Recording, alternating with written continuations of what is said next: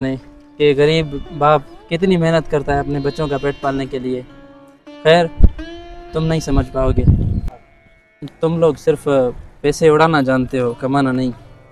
अच्छा, ये लो अपनी रकम। क्या हुआ? मुझे एहसास हो गया है कि इस गर्मी में काम करना कितना मुश्किल है। मैं आपसे ये पैसे नहीं ले सकता। अगर मैंने आपसे ये पैसे लिए तो मेरे बाप को मज़ीद जो है मेहनत करनी पड़ेगी।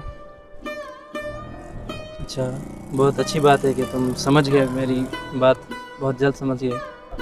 चलो ठीक है, चलो अब अपने बाप से माफ़ी मांगो।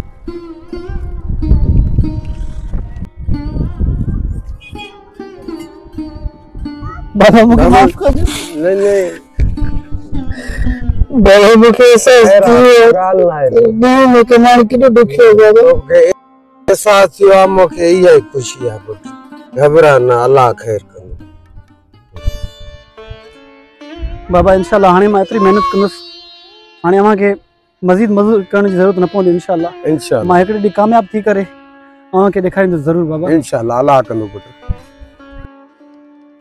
इस बात से कभी शर्मिंदा ना होना कि तुम्हारा बाप गरीब है, क्योंकि एक औलाद नहीं जानती कि उनका बाप उनका पेट पालने के लिए क्या कुछ करता है। जब कभी आपको आपकी गलती का एहसास हो जाए तो माफ़ी मांगने में देरी ना करें।